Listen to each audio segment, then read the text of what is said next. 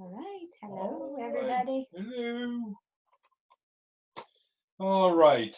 So I actually got quite a bit. Um, so we'll just start right in on the first one is entitled Accepting of Your Will. Got to get in character. Yeah, you did. All right, here we go. Christos, get over here, Doug exclaims as soon as you walk into the spacious Como room. We have another one. Not even bothering to think what he means, you flippantly request, hold your britches on. I've got to check my messages, Bug. No, now, he demands. Hmm, you better see what's got him all wound up, you think. You slide up to where he's staring into the hollow projection and state, getting a little pushy when Annie's not around, huh? You see him roll his eyes from the side before he turns to you and points out, got another list from Valor. You look questioningly at him and ask, you mean besides the two he sent this morning? Yep. And get this, it's even longer than those two combined, he states boldly. What?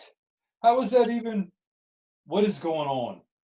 He smiles with, don't know, but something's happening. You ponder a second and then question, did he say anything else in his message? He looks at you straight in the eye and passes along his limited info. All he said was new arrivals. Any idea what that means? You pause and then answer as you're thinking, well, it could be. Do you remember that concept about people coming online? Like a part of them was asleep or somewhere else, and then they just woke up.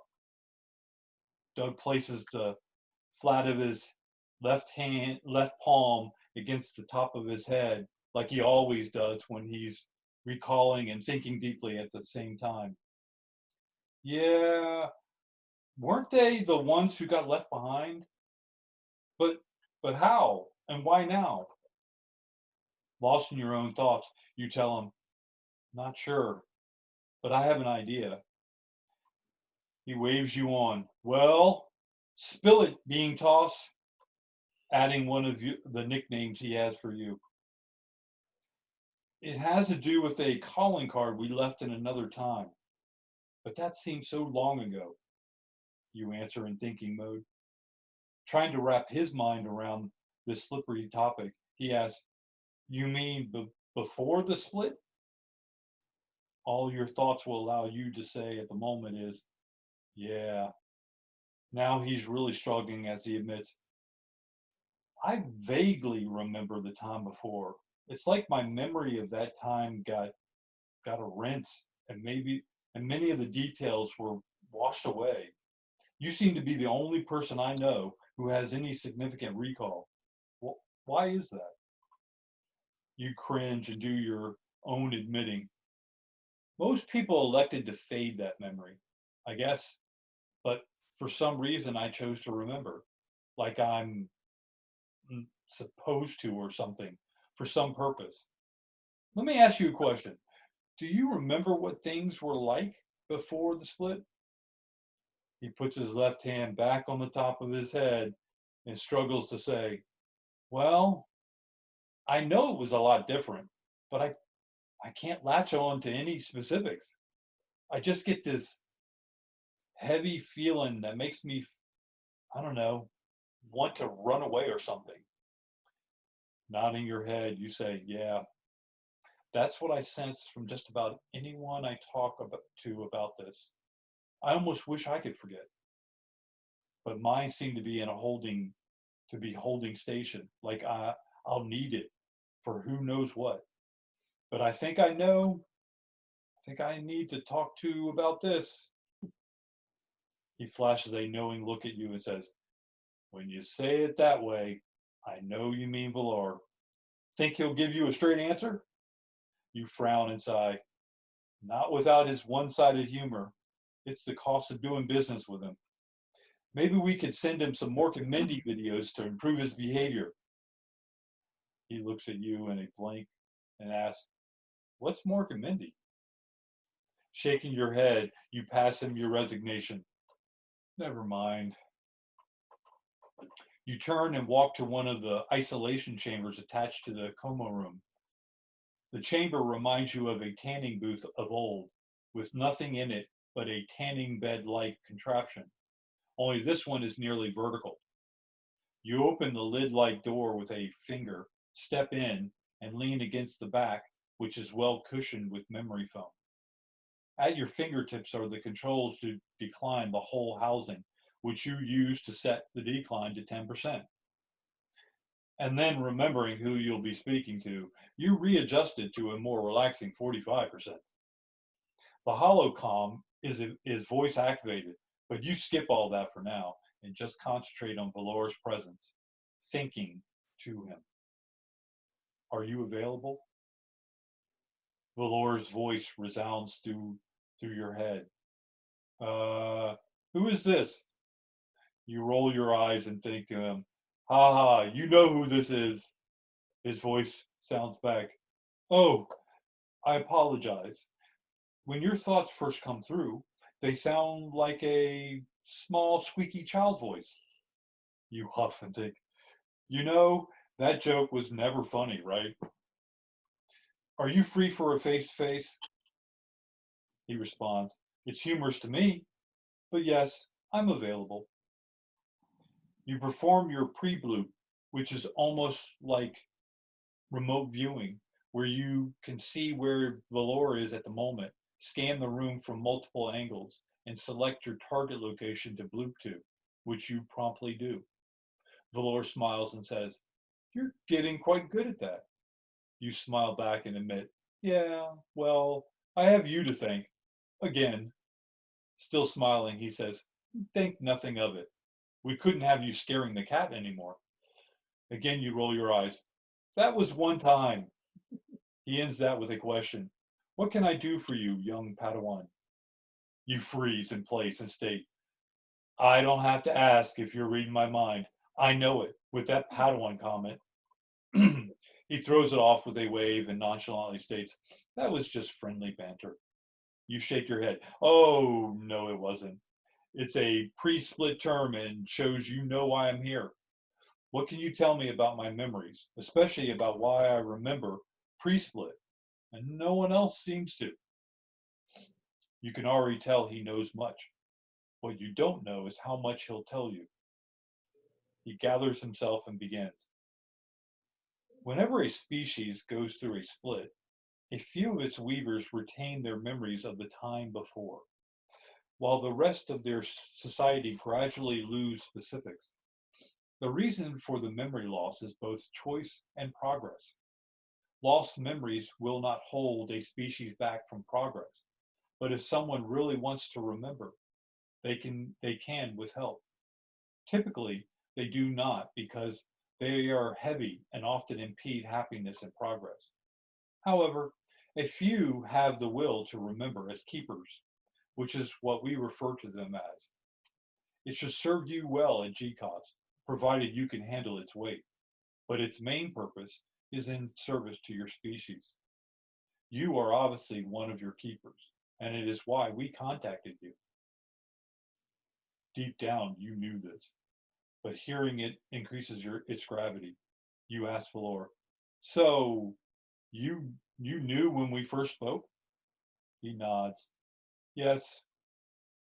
With a bit of creeping accusation, you ask, but you never said anything to me. Now he shakes his head and states, that was not my place, until you asked. Before now, you were a potential keeper with the right of refusal. Had I brought it up, I may have influenced your decision, one way or the other. By you working it out yourself, you came to this conclusion naturally and have accepted this role. Had you not wanted the role, you would not remember, and that role would have passed to another. You ponder this and then ask, how does that work? I mean, how would it know I refused and to go look for another? Patiently, he explains, your species is a collective with its own sense of itself, and it knows when it's missing an eye or an ear. When it does, it endeavors to find a replacement. And before you ask, it knows you because you are part of it. In fact, it knows you better than you do. But more importantly, it knows your will. It would not ask this of you if you weren't capable, nor a likelihood of your refusal. But still, it asks, never demands, by offering it as a challenge. If you figure it out, that is your acceptance. If you do not, you will not remember it. In your thinking mode, you ask him, you mean it's like a being itself? It is no less a being than you or I. Each of us is part of the whole of something, actually multiple parts. You are a cell in the body of your collective species, which is a cell in the body of the collective collection of life. That makes us all connected. But not all sense this at any given moment. Some weavers, like yourself, do sense it and accept its calling to play a higher role for its benefit. Every cell in the body of your collective has a calling, but their knowledge of that calling is dependent on their acceptance and the needs of the body for them to know. Most sense their will, but do not know the why until they are ready to fully accept it. Yet they will play the roles of their wills in varying degrees with the level of knowledge they are willing to accept. You have accepted more of your will and the knowledge of your role because you are willing. For now, you are accepting and willing the role you are playing in your race's collective. But one day, you may also accept a role and will a role beyond your race. Following that train of thought, you inquire, like you aren't here strictly for the benefit of your race. You've accepted a role in the collective of your race's collective, which includes us. He grins broadly and says, you definitely are not as gullible as most. You tried to pin him down. That's not an answer. Why won't you tell me more about your role? Still grinning, he says, you know why I can't. It's the same reason I did not mention you were possibly a keeper. Slightly pleading, you push. But now I'm asking. With less of a smile, he states, yes, about my role, not of yours. You are beginning to consider an even more expanded role, but you have not accepted it. I must be responsible to all that I am part of and evaluate my possible influence on your decision. This is the respect with which sovereign beings treat each other, and it is done this way out of the highest love. I sense you know this, so I won't belabor the point.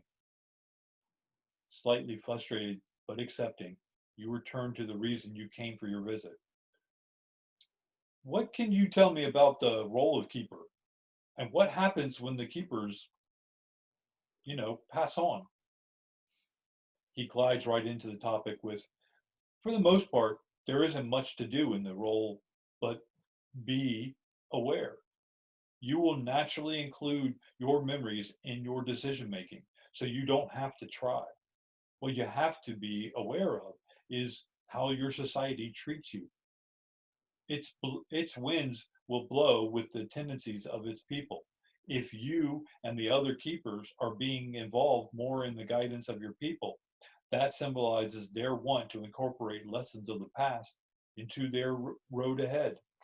But if they exclude you, well, that could mean many things, often not for the overall good of the people.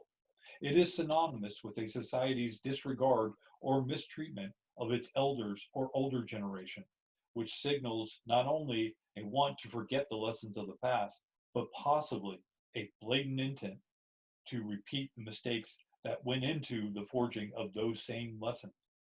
Your role involves weaving for the overall good will of the people to maintain that choice with those lessons in mind. Others will offer the choices of ill will as a counterbalance. Should your people elect to forget their lessons of the past and pursue a repeating of their prior mistakes, keepers aid them in remembering just by being present and continuing to weave for the highest good. As for a keeper's passing, the collective will ensure another step forward. You don't have to do anything, just be aware. Accepting this, you ask. So, keepers are weavers with more memories of the past. The Lord pauses in consideration and enlightens you further. Every weaver maintains some memories of the past. The more responsible a weaver is to the overall good, the more likely that weaver retains an increasing amount of past memories to assist them in guiding.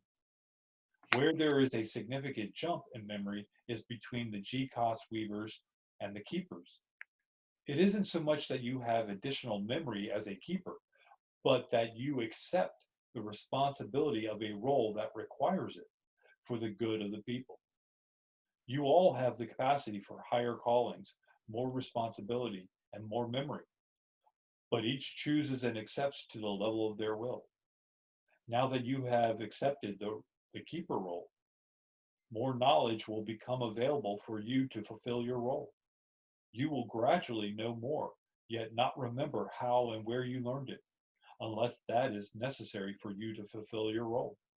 Conversely, as you begin gaining access to further knowledge and performing the role of keeper, if you decide you don't want it anymore, for whatever reason, you'll begin forgetting some of the knowledge and the collective will choose another keeper. Following that trajectory you offer, that almost sounds like we can use memory recall as an evaluating factor for roles throughout society. Villar lifts a finger and counters. It can be useful, but it is not always conclusive. The role may not require additional memory, but more importantly, the evaluator themselves may not have all their ducks following each other and evaluating based on memory. It can help, but it shouldn't be solely relied on. As the roles increase in responsibility, there tends to be more correlation to memory recall. But again, the evaluator is key in discerning this. You smile and ask, ducks following each other? You misquoted that on purpose to let me know you're done with this line of discussion. Okay, I get it. But one last topic. What did you mean by new arrivals in your message? And why are we seeing such an uptick in the number of weavers found and accepting of the responsibility?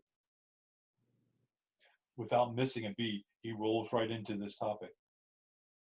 The sense you have of it is correct. These people did not come over with you after the split.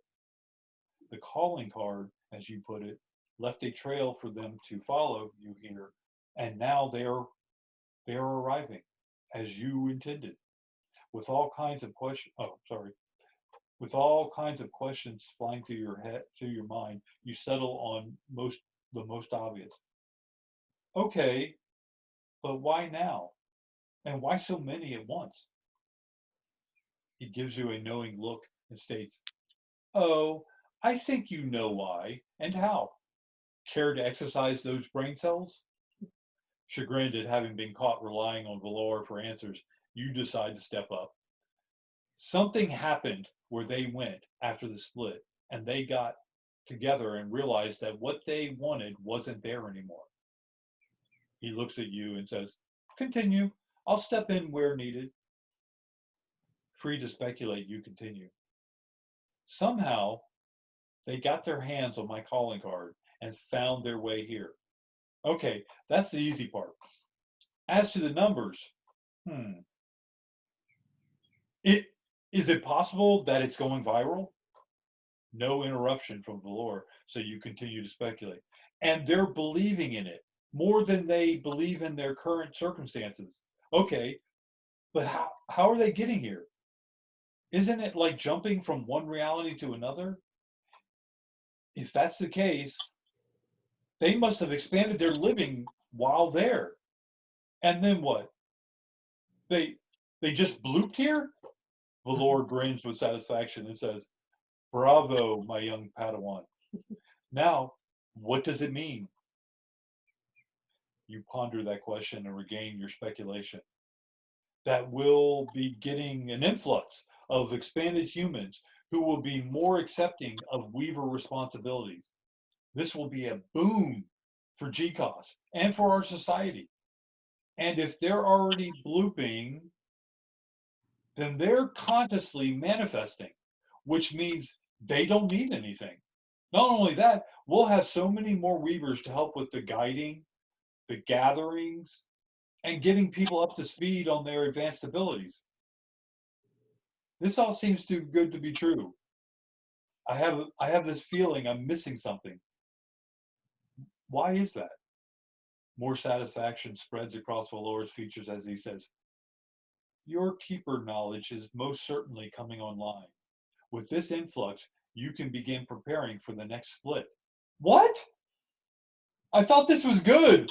How does this cause a split? You all but demand. Relax, Padawan. Not all splits are a running away from a broken home, as your last one was. Some can be quite joyous, more an opportunity to study abroad. You settle at his soothing sense, but want more details. Okay, how does that work? Smiling brightly, Valor answers with more flourish. This should be celebrated.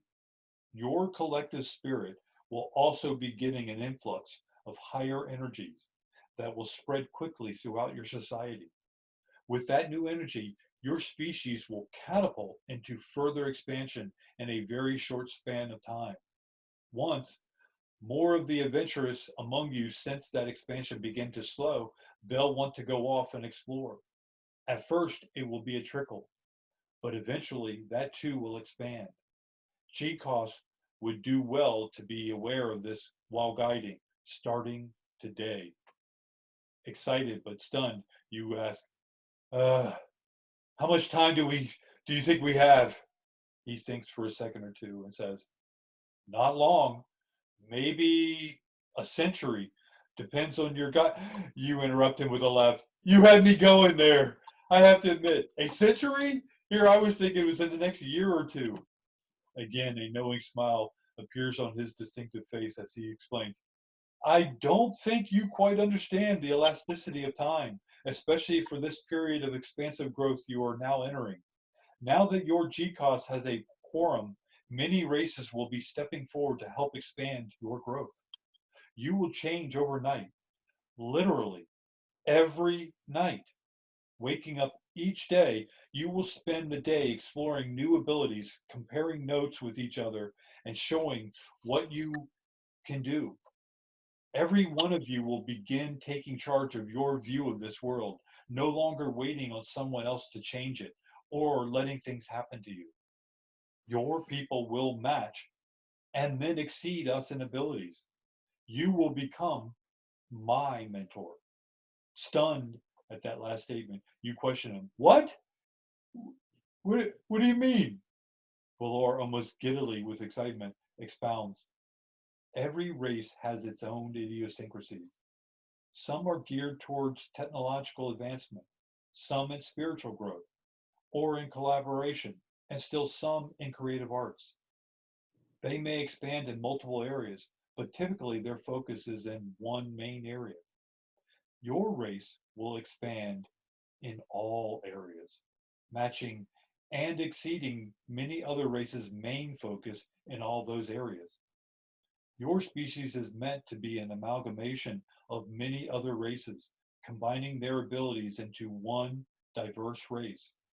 As you expand in one area, that expansion will feed into other areas. Your saying, a high tide lifts all boats, is most appropriate. But it is more than just your boats. Your rising tide will also lift our boats. Many other races know this, and it is why they will come from far and wide to partner with your people. They were but waiting for the sign of this time, for your people to obtain a quorum of your weavers.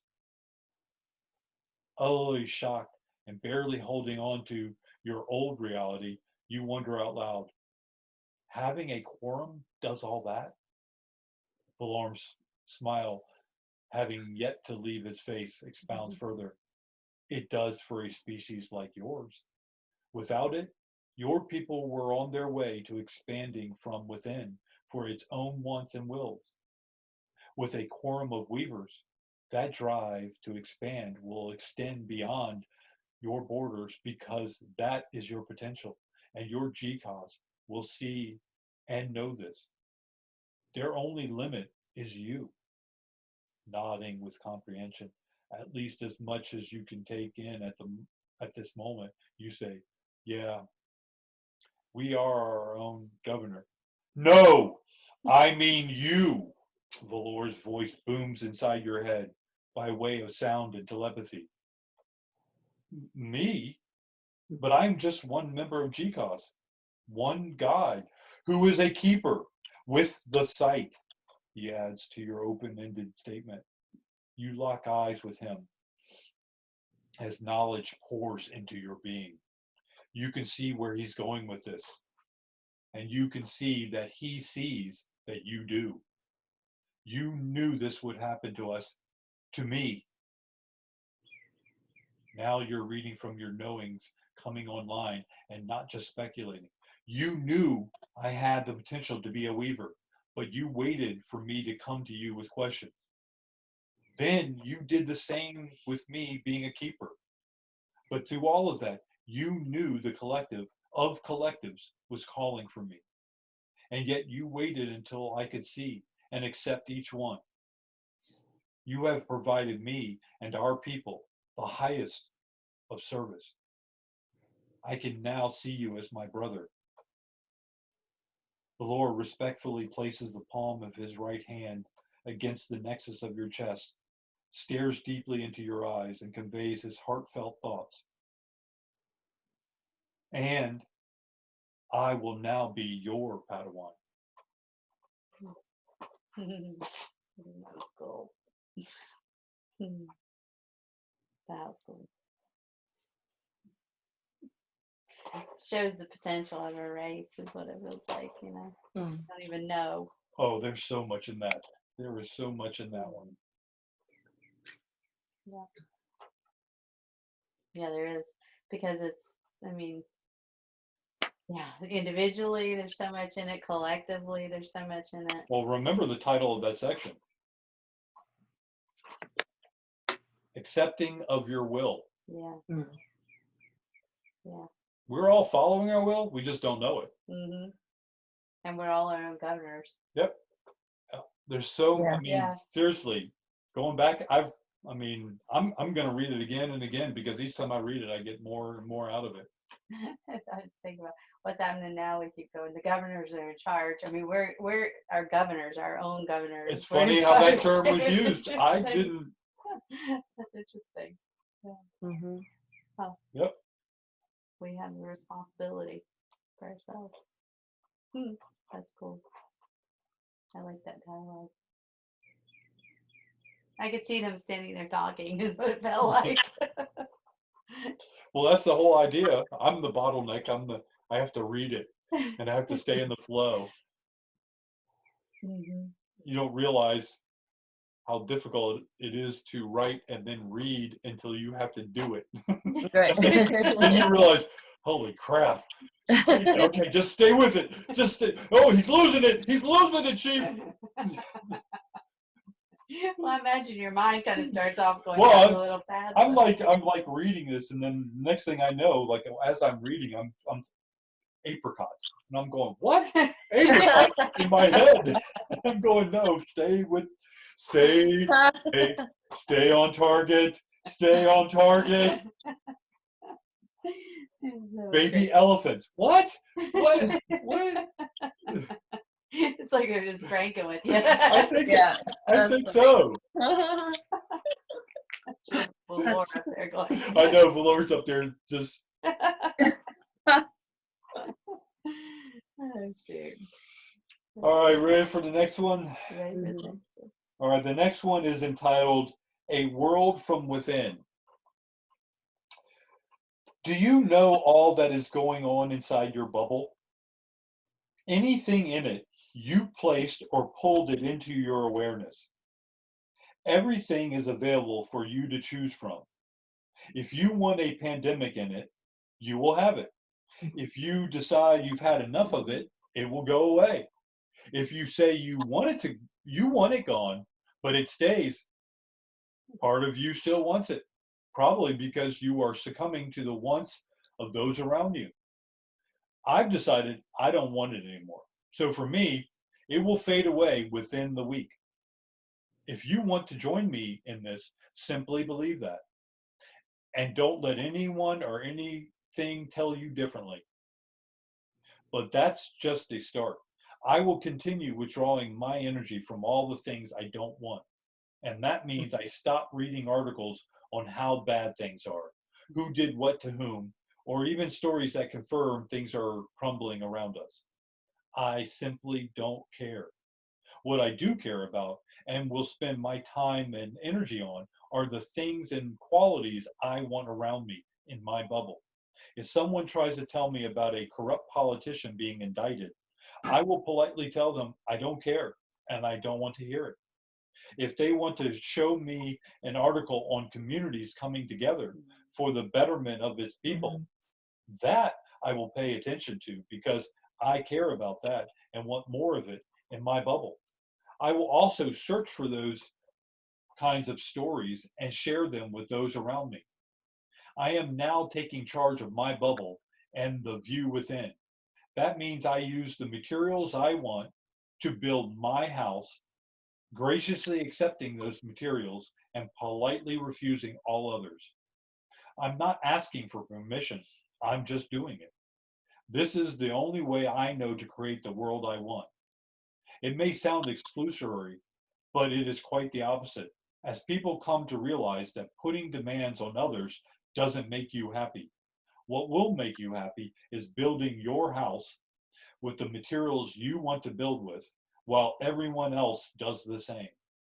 Letting people who are scared of doing that for themselves prevent me from building my home will just leave me living on the streets with them. But this isn't about them. It's about what I want and allowing myself to do it, using no one or no thing as an excuse for not doing it. I've got this, and I'm not letting go. So, do you want to join me? Or what I really mean is, do you want to stop living on the streets, build your own home, and together we start our own community of builders? The only permits you'll need are the ones you grant to yourself. I won't tell you how to build your house, and you respect me in kind. I believe, no, I know we can make a go of it and show others how it's done, rising above our dependencies and external restrictions. We just have to turn that languishing want into the intent of our will. It will mean the world to me, literally.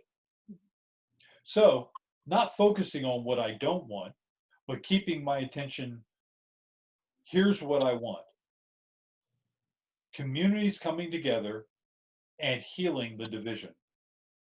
Festivals of music, art, lights, and crafts, closer interaction with Mother Gaia and her animals, sovereign beings exploring their potential, art and music that makes me want to get lost within, a whole new paradigm of trust, love, caring, and joy, and a true sense of belonging for each and every one of us. The how and why are just the last vestiges of this old world view trying to suck my energy into the not. The new world we want is inside us, within our imagination, just waiting to be activated and called out. We put it off long enough, don't you think? I believe, I expect, I know it's time to get weaving our world from within. Let's go. Yeah. Let's do this thing. Let's do this. Let's do it. That's definitely. Yeah, and I find myself, I just don't have any desire to engage in the and the drama that's happening out Mm-mm. there. But some people do, and that's their choice to do it. Yep. You create your own house, your own world. Absolutely. Create mine, and Well, it's we amazing. all love each other in the process. It's amazing how you can actually see people getting moved by external things. Mm-hmm. And it's kind of like, do you realize that you're being pulled by something? Right. Something is pulling on you to make you behave a certain way. Mm-hmm. Yeah. And I mean, don't- obviously I'm not passing judgment. I'm making an observation. That is Right. not a sovereign being. Mm-mm. If you can be pulled by a thing, then you're outside yourself. You're not inside yourself. Mm-hmm. Yeah, exactly. And that's not a good feeling. Mm-mm. Well, but some people they get lost in it. Mm-hmm. Yeah. So, but it's not our job to wake them up. Mm-mm. I mean, that's one thing I realize is, Mm-mm. you know, but when they try to turn and like push it on you, it's kind of like, no, Yeah. it's okay. Yeah. You know, Yeah. you keep eating your mud pies. I don't want any. Thanks. Yeah. Don't We're wait. holding the balloons that lift us above them so they can't even see us anymore. That's how I see it, is like my balloon is lifting me above and they can see my feet maybe, but Yeah. they can't see it anymore. Well, that's kind of what this is all kind of leading up to, is that it's time to let them go and let them do whatever they're going to do. This last section kind of summarizes it. We'll leave our calling cards, leave our strings and breadcrumbs, and yeah. Yep. It's up to them. All right, Okay. so good segue. This one, it really is a good segue. This It was not planned, people. Not by us anyway. In these No. suits. Right. This one's entitled, "It is Now Time, a Last Final Embrace of Our Past." Mm. So here's how it works. Many of us have decided to move on to greener pastures. We simply can't stay here any longer. But we are having a hard time letting go of those who haven't yet decided. Therefore, our benefactors, in their infinite wisdom and care of us, are intervening by way of an intervention to wean us off the ghost of our past attachments. As with most interventions, it can seem to get worse before it gets better. This is the time for us to see the true nature of what we've been holding on to and how they withhold us from our future of growth.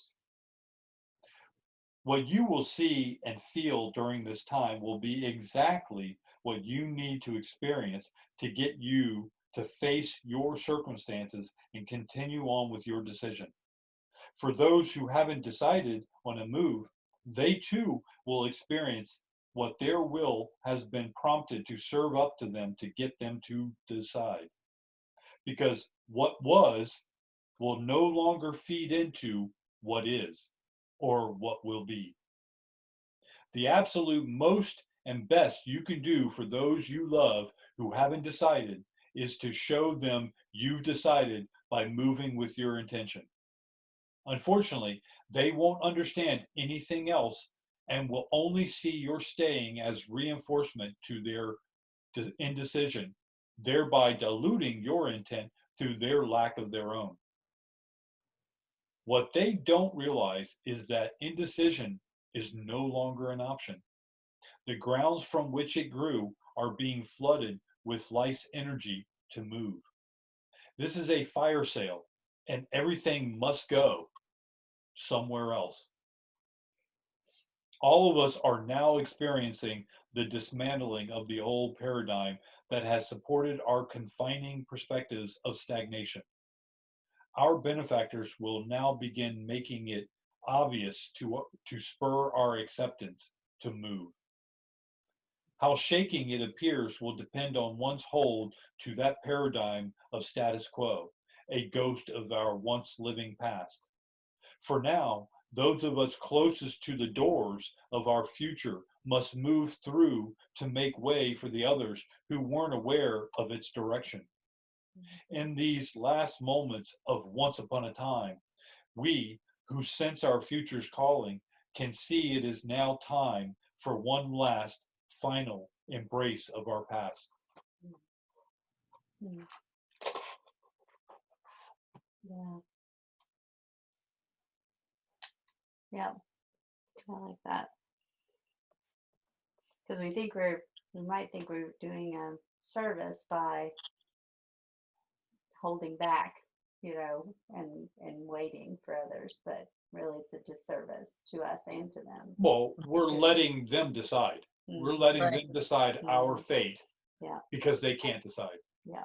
How is not deciding the best way forward? Yeah.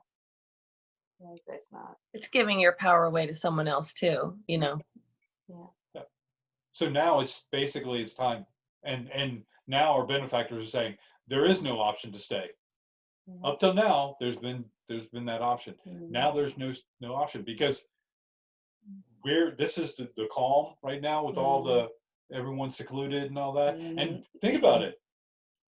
This is worldwide. Yes. Worldwide. This is everyone on this planet is being Yes. secluded in some way, some form. Mhm. Many people are accepting of it, but there are some that are not. But it's still, that is what's happening because they're basically all they did was shut down work, Mhm.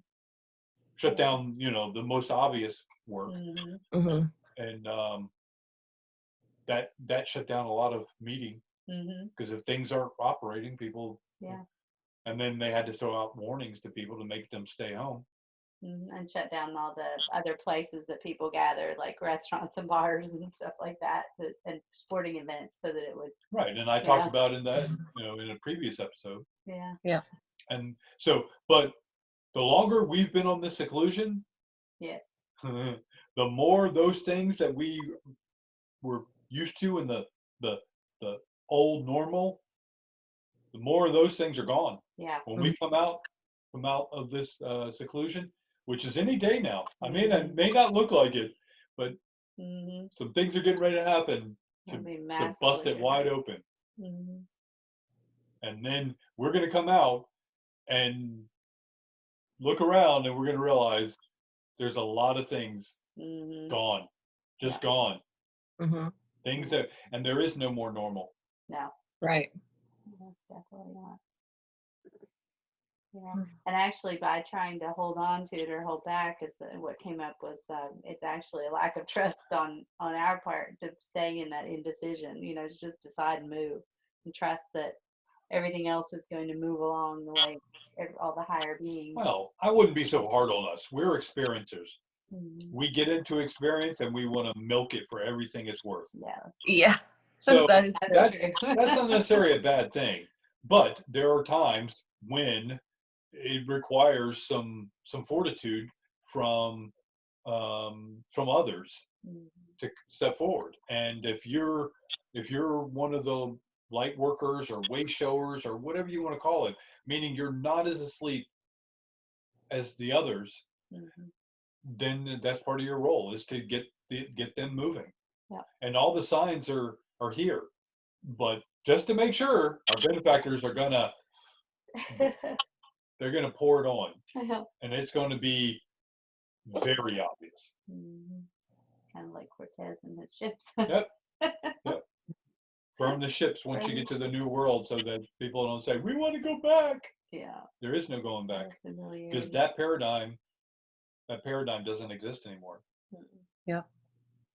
So now it's a matter of, okay, so are we going to go through this and treat it like it's a bumpy road? Or are we going to say, this is, I can only imagine what's on the other side of this.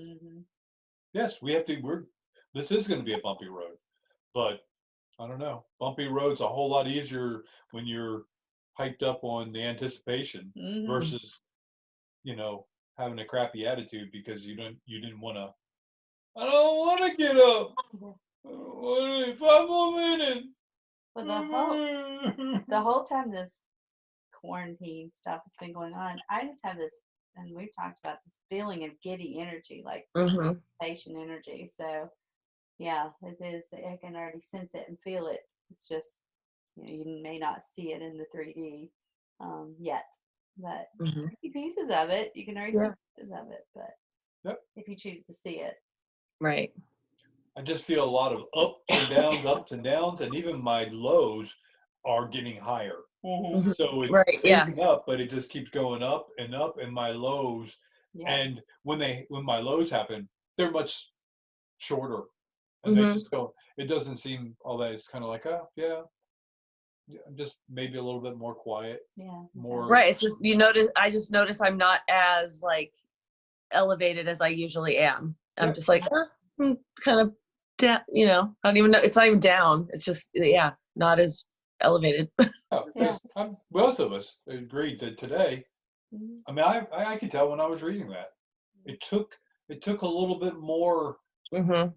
to get me into it and to stay in it, because I kept wanting to just go, here, you read it to me. Well, this morning I got up, went in, had some breakfast, and then I went back to bed. Yeah. Slept for And I got up. lunch. I'm the one that woke her up, which is I was just like, and then I've just had all day. I played with some plants, and I've just kind of been, I don't know, just at relaxed, not stressed Mhm. or not feeling depressed or anything, but just kind of like, Mhm. just at ease, I'll say. tomorrow. Yeah. Tomorrow is Easter. Yeah. Mhm. Maybe it's in preparation of that. We'll see what Okay. happens. See what happens. But We shall see. I know the sky was beautiful Oh today. gosh, the last So 2 days. blue, no clouds at all the whole day. The whole day. I didn't see one cloud. Gorgeous. Yeah, just a beautiful color blue. Mhm. And it was nice yesterday too. It was nice yesterday. Today was chillier. It was in the Mhm. low 60s, so Yeah. and it had that cool breeze, so it Mhm. felt a little chilly. But it was so beautiful, so bright, and the Mhm. sky just so blue. Yeah. There was not one chemtrail or contrail or whatever. It was And solid blue. Gaia's wanting to, Gaia and her creatures are wanting to interact. Had the bunny rabbit the other day interacting out front with Mhm. us, and then a friend posted that she had on two occasions birds fly into her house, inside the house. I saw And that. I saw so, that. I mean, and this morning it was funny because I was sitting there thinking maybe I should open that back window and just see if any of them want to come in and out. But because we have a bunch of birds in the back, and then read her post, so the animals are responding. I mean, Mhm. they are very much open to interaction if we pay attention to them and slow down a Well, little it's bit. like when we went on our walk the other day. That one hawk Yes. was no more. I mean, it was way out. There were three of them circling way. We could see them. They were up there. One of them dove down and flew so close to us we could hear its wings flapping. It just came and flew Flew gently over gently. It us. wasn't trying to Yeah, it wasn't attack or like anything, attacking. but It it came right straight towards us. There was no doubt what it was doing. So it came right, and we watched it. We were like, "Whoa, holy crap!"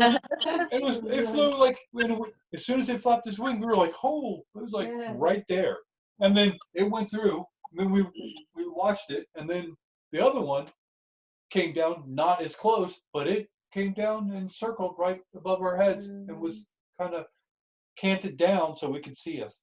Mm-hmm. And we were like, no, that's not a coincidence. Yep. Yep. And the dogs, neighbors' dogs and stuff when we're walking, I mean, they want to come and see us, It's like They're like dragging their ears. Hey guys. so finally they'll give in and let They're them like, come all over. right. It's like That lady today, she was like, all right. she even crossed the street. She's like, because the dog was just pulling on her, and we were on the other side of the street. So yeah, it's fun. It's fun. Yeah. Good energy. Mhm. All right, so are we complete? Mhm. I think so. Yeah. Awesome. Bye everybody. Yep. Bye.